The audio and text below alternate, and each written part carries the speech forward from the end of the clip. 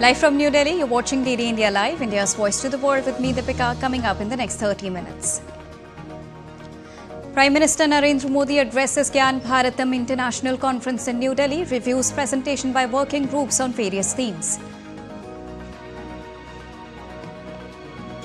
US President Donald Trump says with a high degree of certainty the suspect in fatal shooting of Charlie Kirk taken into custody.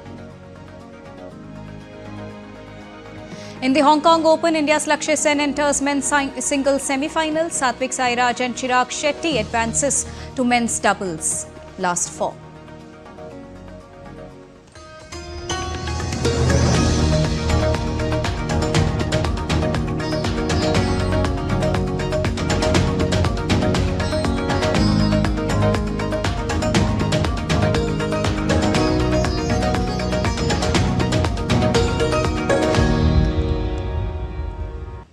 With an aim to revitalize India's unparalleled manuscript wealth, Prime Minister Narendra Modi launched the Gyan Bharatam portal in the national capital on Friday. Well, it is a dedicated digital platform to accelerate manuscript digitization, preservation and public access and address the gathering on the occasion. Participation in the International Conference on Gyan Bharatam, Prime Minister Narendra Modi said, this conference is not a governmental or an academic event, but it is the proclamation of the Indian culture, literature and consciousness. साथियों, इतिहास के क्रूर थपेड़ों में लाखों manuscripts जला दी गई, लुप्त हो गई, लेकिन जो बची है वो इस बात की साक्षी है कि ज्ञान विज्ञान पठन पाठन के लिए हमारे पूर्वजों की निष्ठा कितनी गहरी थी, कितनी व्यापक थी। भोजपत्र और ताड़पत्र से बने नाजुक ग्रंथ, ताम्रपत्र पर लिखे गए शब्दों में मेटल कोरोजन का खतरा, लेकिन हमारे पूर्वजों ने शब्दों को ईश्वर मानकर अक्षर ब्रह्म भाव से उनकी सेवा की। Today is day 2 of the Gyan Bharatam International Conference 2025. Organized by India's Ministry of Culture, it highlights India's journey to survey, document and digitize the rich manuscript heritage. Prime Minister went around the exhibits displayed and had a first-hand experience of the rich manuscript history on display as part of this international conference.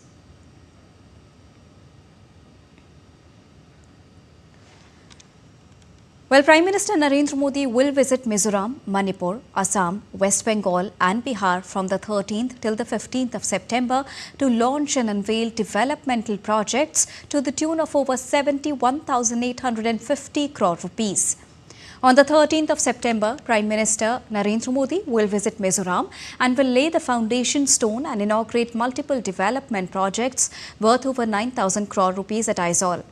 These projects will cater to multiple sectors including railways, roadways, energy, sports among others. Prime Minister Narendra Modi will inaugurate the Bairapi-Sairang new railway track worth over 8,070 crore rupees. The new railway link will connect the capital of Mizoram to India's primary railway network for the first time. Along with this, Prime Minister Narendra Modi will also flag off 3 new train services from Sairang to Delhi, Kolkata and Guwahati. Thereafter, Prime Minister Narendra Modi will visit Manipur and lay the foundation stone of multiple development projects worth over 8,500 crore rupees. On 13th of September, Prime Minister will also participate in celebrations to commemorate the 100th birth anniversary of Bharat Ratna Dr. Bhupen Hazarika in Guwahati. On the 14th of September, Prime Minister will inaugurate and lay the foundation stone of major infrastructure and industrial development projects worth over 18,000 crore rupees in Assam.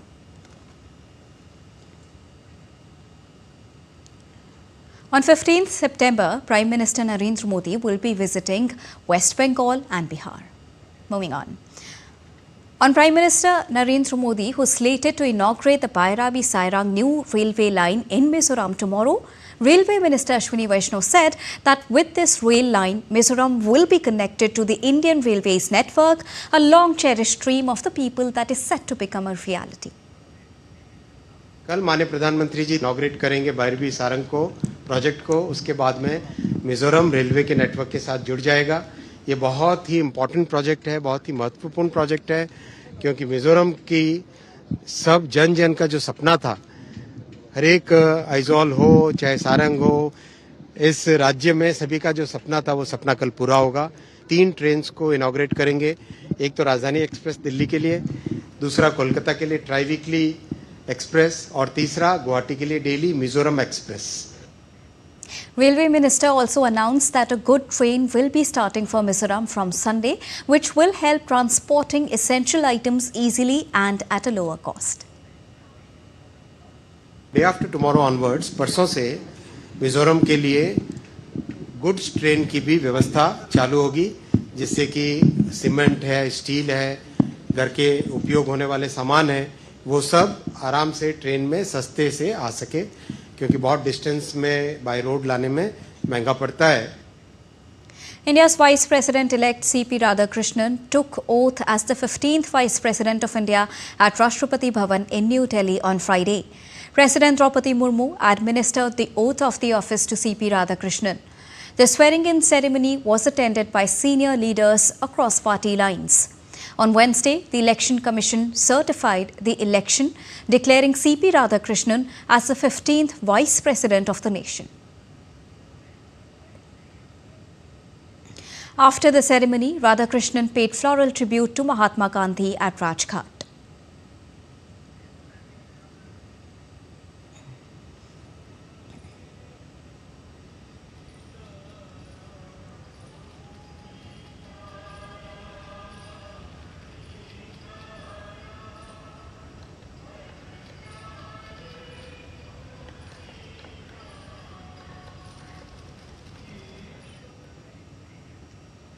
Vice President C.P. Radhakrishnan visited Prerna Sthal in the Parliament House complex, where he laid a wreath at the Gandhi statue and planted a Rudraksh sapling at the site.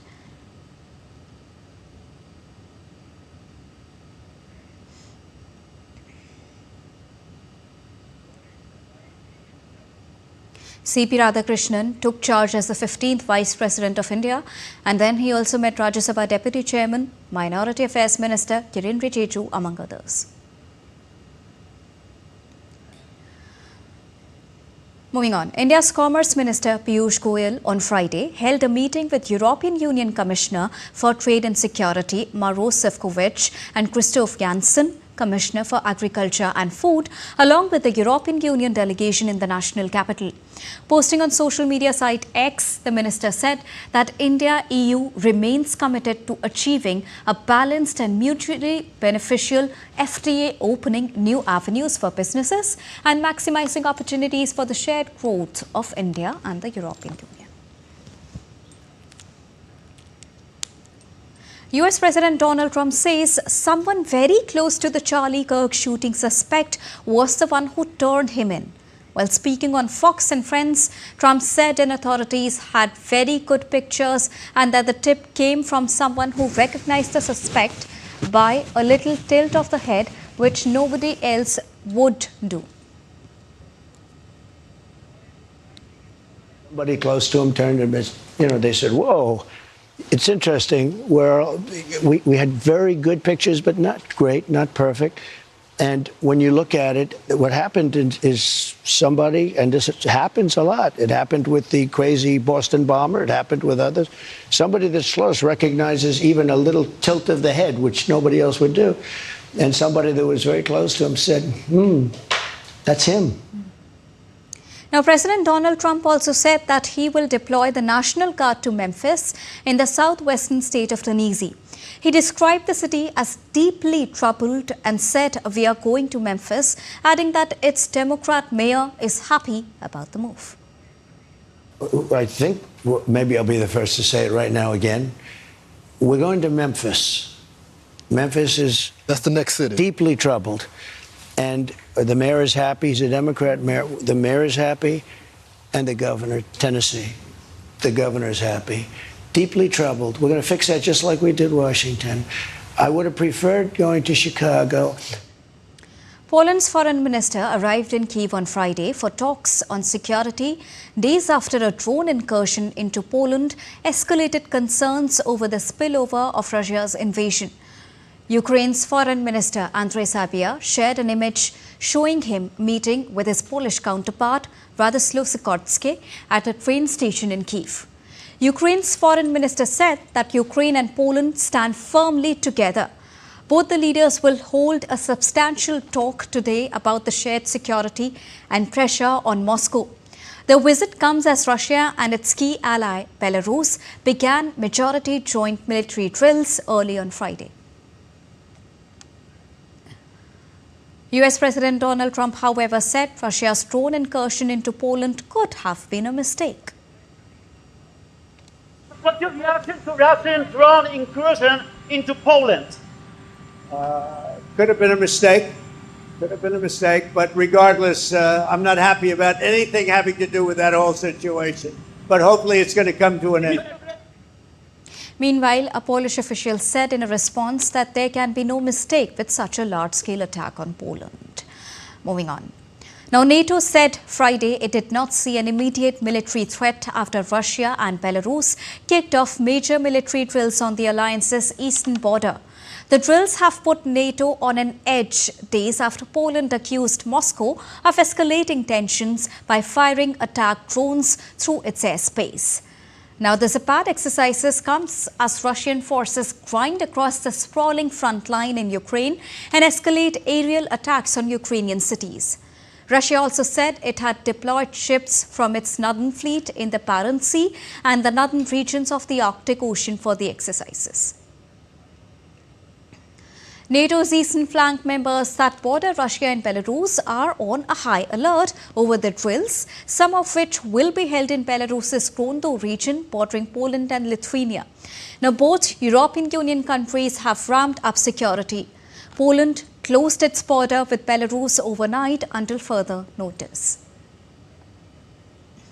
Moscow has downplayed the concerns, saying these are planned exercises and they are not aimed against anyone. Kremlin spokesperson said that European concerns were based on excessive emotions and hostilities towards Russia. The Kremlin said on Friday that peace talks between Russia and Ukraine were on a pause as US President Donald Trump's efforts to end the 3.5-year conflict falter.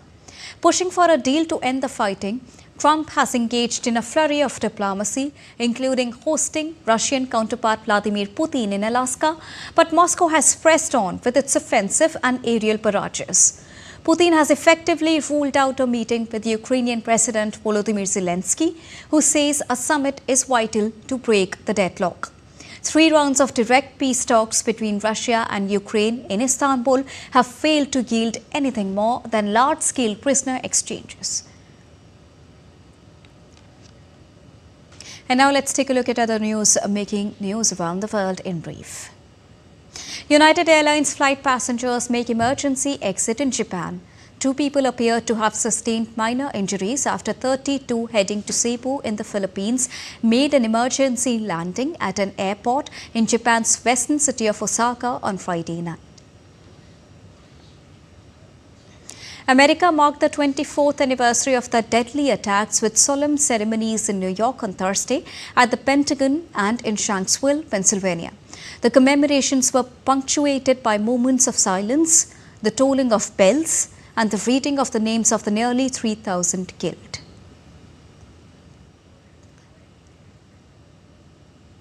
Afghan riders compete during a mountain bike race in the hills on the outskirts of Kabul on Saturday. Dozens of male cyclists participated in a rare competition. The event showcased a return to the sport with cyclists braving challenging terrain. Time to take a short break, but still to come on the other side. Union Minister Nitin Gadkari says Dr. APJ Abdul Kalam was a big advocate for innovation. And G. Satyan and Diya Chitale emerged victorious in National Ranking Table Tennis Championship.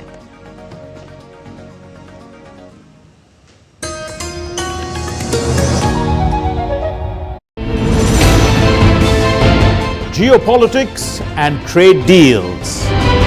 Economic challenges amid development. Hard work and the path to prosperity. It's the economy always. Between walkers, money is what money does and says. Supply creates its own demand. Between the bulls pulls and bears tears. When supply chains globalization and India rises to the podium. We'll get you centered with the economic brief at 8 p.m. every Thursday on DD India.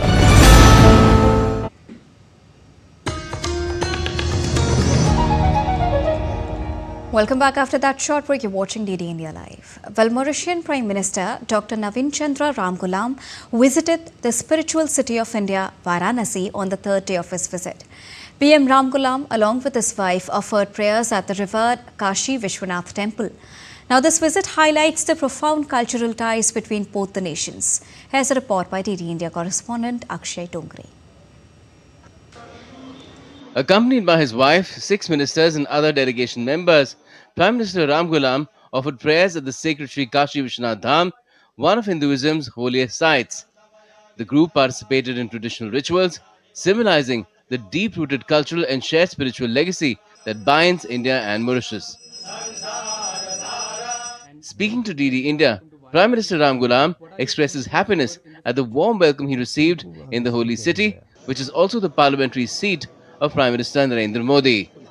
Welcome to India, welcome to Varanasi. Thank you. What are your sentiments here in the spiritual capital of India? I was very touched when I landed at Varanasi. The people were on the street everywhere with flags.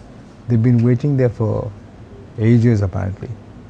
The welcome, even today, the welcome is tremendous. I've never seen this before. In a notable gesture for economic cooperation, the Mauritian Prime Minister made a payment using India's RuPay card at the temple. This move promotes digital financial ties, showcasing how everyday diplomacy strengthens Indo-Mauritius relations.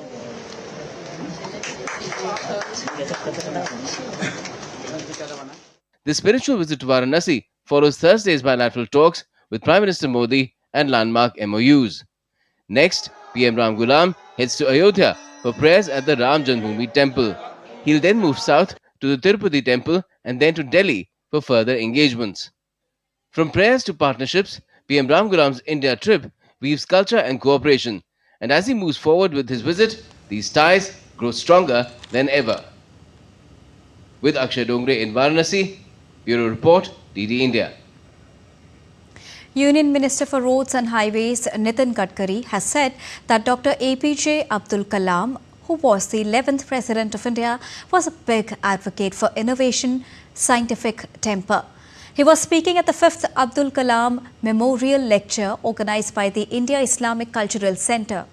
Salman Khurshid, the president of IICC, said that the centre helps in building roads between communities, just like Mr. Gadkari, who is known as the highwayman of India, owing to his stellar achievements in building infrastructure across India. As the Minister for Highways and Minister for Road Transport, I thought of you as an example of building roads.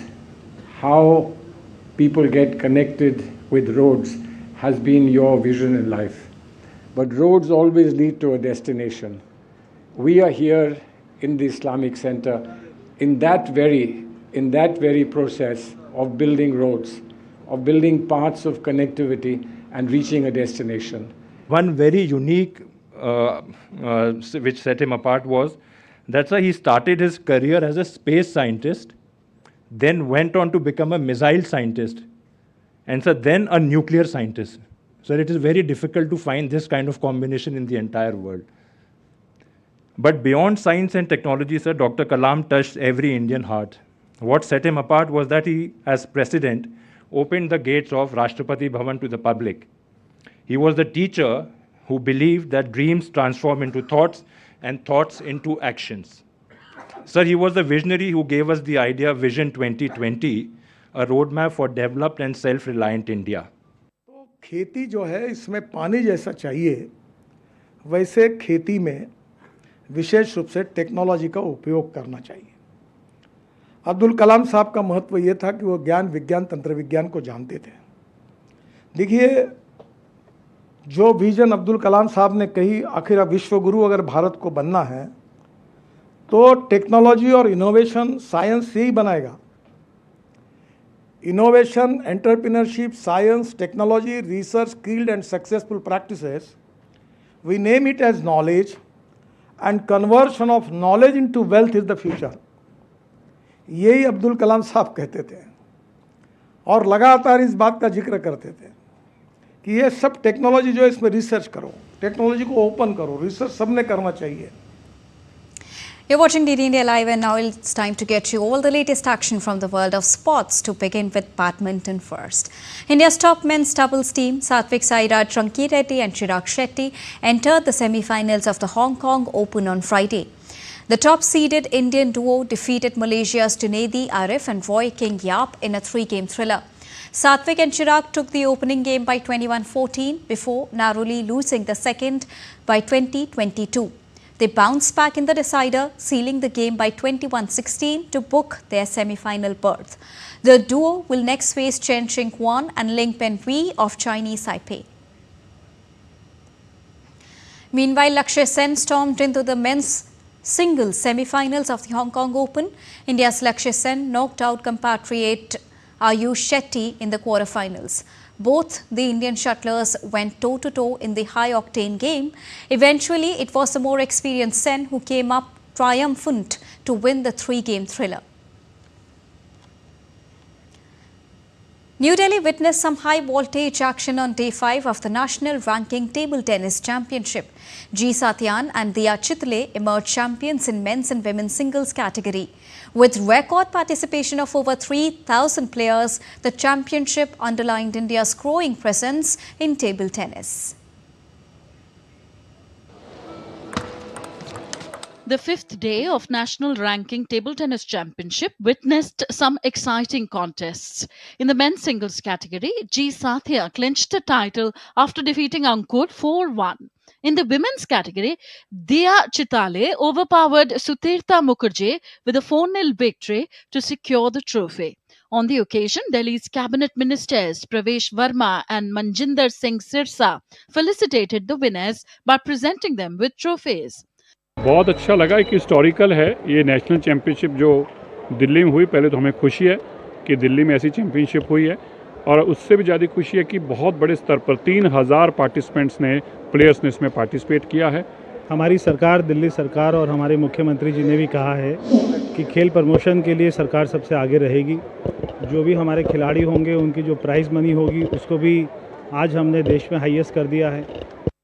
Commonwealth Table Tennis Federation President Vivek Kohli, who had come to encourage the players, said that the standard of sports in the country is continuously rising. Meanwhile, the winning players expressed their joy, saying that tournaments like these help elevate the standard of table tennis in India. I think it's a great step. The Delhi Association is taking a leap with 3,000 players, and they are actually given a good standard. So for the future organizers, this becomes a platform or a plateau, that this is where from you go further up. So they have given get a good standard, and I'm sure the athletes who have performed here, they have done well, and they have played on almost on the same facility which exists internationally in any international event. Table tennis एक exponential rise हुआ है last few years में। हम international events में medal जीतने लगे। Japan, Korea, China जैसा देश के टक्कर देने लगे हैं। और आप यंगस्टर्स को देखिए, यहाँ पे जो अंकुर अभी काफ़ी अपकमिंग यंगस्टर है, उसके साथ बहुत अच्छा मैच हुआ। बहुत खुश हूँ मैं जीता है, लेकिन मैं ये भी खुश हूँ कि ऐसे यंगस्टर्स इंडियन टेबल टेनिस को डेफिनेटली आगे पहुँचाएंगे। With record participation of nearly 3,000 players, the tournament certainly reflected India's growing strides in the game of table tennis. With Sushil Kumar, Tanvi Taneja for DD India. And that's all for this edition of DD India Live. But do let us know your thoughts on the news of the day. For those on the go, you can get all the latest news and updates from India and across the world on the DD India mobile app.